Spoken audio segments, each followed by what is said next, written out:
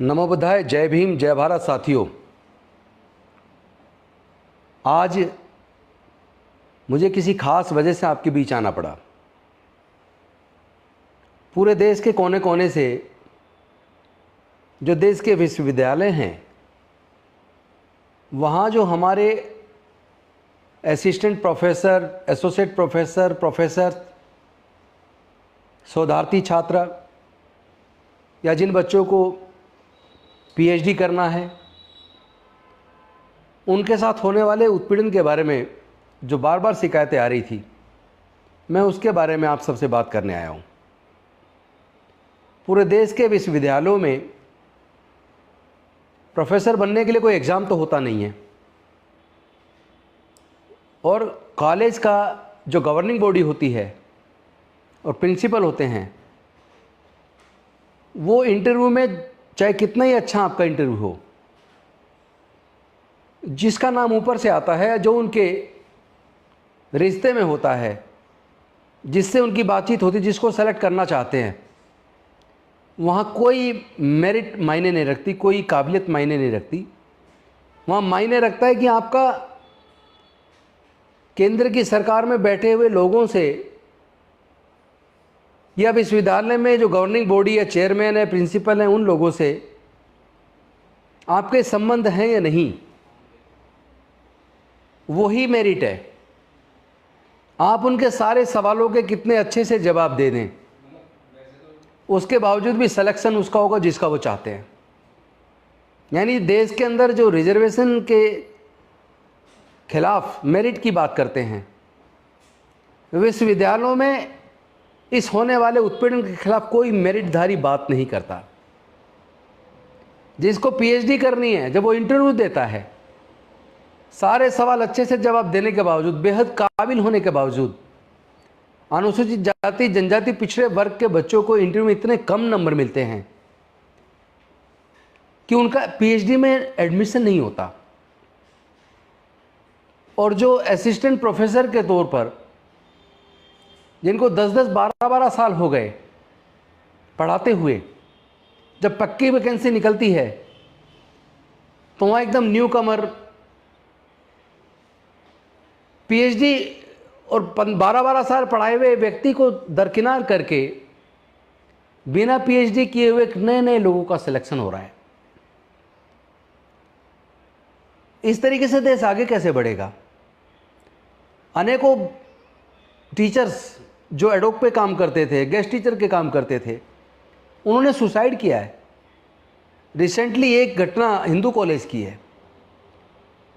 और जो भी प्रोफेसर सरकार की जनता के विरोधी नीतियों के खिलाफ कुछ भी बोलता है, सरकारें उसको सस्पेंड कर रही हैं। जम्मू कश्मीर के अंदर जोगेंद्र एक बहुत अच्छे प्रोफेसर हैं, उन्होंने केवल अंधविश्वास, पाखंडवाद का विरोध किया, उनको सस्पेंड कर दिया, उनकी तनख्वाह रुकी हुई है। हिंदू कॉलेज के एसोसिएट प्रोफेसर डॉक्टर रतन लाल, जो कब के प्रोफेसर बन जाने चाहिए, उनके कितने जूनियर लोग प्रोफेसर बन गए, जिनके कितने पेपर इंटरनेशनल यूनिवर्सिटीज के अंदर पब्लिश हुए हैं, जिनको इंटरनेशनल लेवल पे बुलाया जाता है, वो प्रोफेसर नहीं बन रहे, सिर्फ इसलिए क्योंकि वो संविधान बचाने की लड़ाई लड़ते हैं, क्योंकि जनता के मुद्दों को उठाते हैं। प्रोफेसर लक्ष्मण यादव आज भी एडो काम कर रहे हैं, वर्षों से काम कर रहे हैं।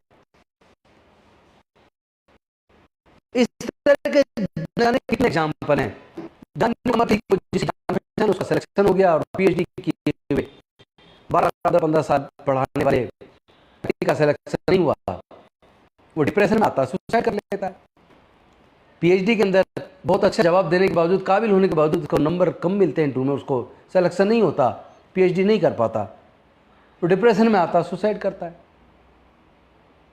और विशेष रूप से प्रोफेशनल कोर्सेज के अंदर जिस तरह हमारे एक एक करके हमारे युवा सुसाइड कर रहे हैं, इंजीनियरिंग के छात्र हैं, मेडिकल के छात्र हैं और प्रोफेशनल कोर्सेज के छात्र हैं, मुझे लगता है कि देश के सरकार को और देश के न्यायालय को और कॉलेज के प्रशासन को, यूनिवर्सिटीज़ के प्रशासन को इस ओर गंभीरता से ध्यान देना चाहिए। करते हैं इन्हीं वर्गों के लोगों को काबिल होने का पीएचडी में एडमिशन क्यों नहीं होता? इन्हीं वर्ग के लोगों का काबिल होने के बावजूद, सीनियरिटी होने के बावजूद उनके प्रमोशन क्यों नहीं होते?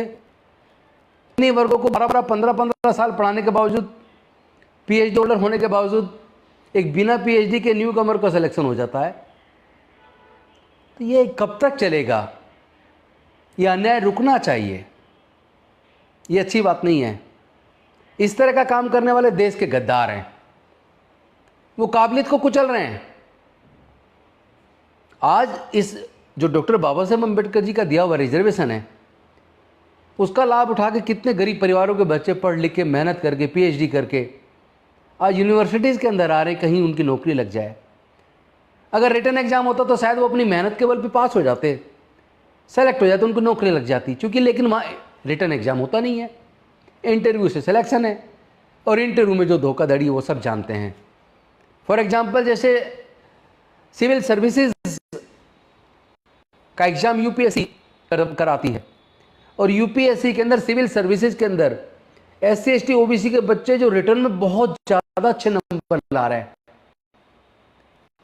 उनको इंटरव्यू में बहुत कम नंबर दिए जा रहे हैं, और दूसरे लोगों को बहुत कम नंबर रिटर्न में लाने के बावजूद कई बार 220, 225 तक नंबर मिल जाते हैं। कई बार क्या, ज़्यादातर जब दोनों के अनुपात देखेंगे, अंतर देखेंगे रिटन एग्जाम का और इंटरव्यू का, तो समझ में आएगा कितना बड़ा धोखा हो रहा है। मैंने इस बारे में चिट्ठी लिखी थी यूपीएससी के चेयरमैन को कि आप ये इंटरव्यू का मार्क्स कम कीजिए या इंटरव्यू बंद कर दीजिए, क्योंकि अच्छे मार्क्स रिटर्न में लाने के बावजूद इंटरव्यू में कम नंबर आने की वजह से हमारे लोगों की मेरिट बिगड़ जाती है। कई बार तो जिसका सिलेक्शन होना चाहिए वो सिलेक्शन से बाहर हो जाता है। तो यूपीएससी के चेयरमैन ने रिटर्न में जवाब नहीं दिया। बाद में वहाँ के एडिशनल सेक्रेटरी का रिटर्न में जवाब आया, और उन्होंने कहा कि चूंकि ये भारत सरकार की एक पॉलिसी है कि एससी एसटी ओबीसी के बच्चों के, एसएसटी के बच्चों को इंटरव्यू में लीनियंसी बरती जाए मार्क्स देने में। तो भाई ये कैसी लीनियंसी है कि हमारे बच्चों को रिटर्न में बहुत अच्छे नंबर लाने के बावजूद बहुत कम नंबर मिलते हैं, किसी को 140, किसी को 120, किसी को 150, किसी को 160, किसी को 170। यहाँ तक कि जो टॉपर होते हैं, आए हैं लोग, उनको भी 170 से 190 के बीच नंबर मिले हैं। सारा रिकॉर्ड मैं चेक करता हूँ। ये नहीं होना चाहिए।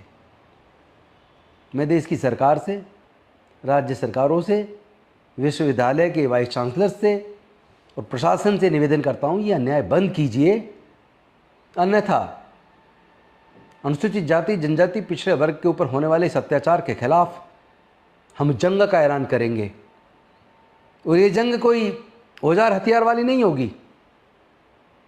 हम पूरी तरीके से डॉक्टर बाबा साहेब के बताए रास्ते पर चल के संवैधानिक तरीके से इस लड़ाई को लड़ेंगे और आपके इस अन्याय का जवाब देंगे। मैं अपने समाज के लोगों का आह्वान करना चाहता हूँ, अनुसूचित जाति, जनजाति, पिछड़े वर्ग के लोगों का आह्वान करना चाहता हूँ, आप लोग न्याय की इस लड़ाई को लड़ने के लिए तैयार हो जाइए। जगह जगह उत्पीड़न हो रहा है, लेकिन जिनकी सरकारों में पहुँच है उनके खिलाफ कोई कार्रवाई नहीं होती। यहाँ तक कि देश का गौरव बढ़ाने वाले, ओलंपिक में, कॉमनवेल्थ गेम में, एशियन गेम्स में गोल्ड मेडल या अन्य मेडल जीत कर लाने वाली हमारी बहनों के साथ जो हुआ अत्याचार, जो जुल्म हुआ, जिसके खिलाफ वो धरना प्रदर्शन दे रही है, बड़ी मुश्किल से तो एफआईआर हुई है, मतलब उनको भी न्याय नहीं मिल रहा है। तो ये अन्याय के खिलाफ लड़ाई तो लड़नी पड़ेगी। मैं समस्त देशवासियों से निवेदन करता हूँ, देश के संविधान को बचाने के लिए, देश को, प्रजातंत्र को बचाने के लिए सब लोग एक हो जाओ और मजबूती से संवैधानिक तरीके से अपनी आवाज़ को बुलंद करो। जब जब जुल्मी जुल्म करेगा, सत्ता के गलियारों में चप्पा चप्पा गूंज उठेगा इनकलाब के नारों में। धन्यवाद। नमो बुद्धाय। जय भीम।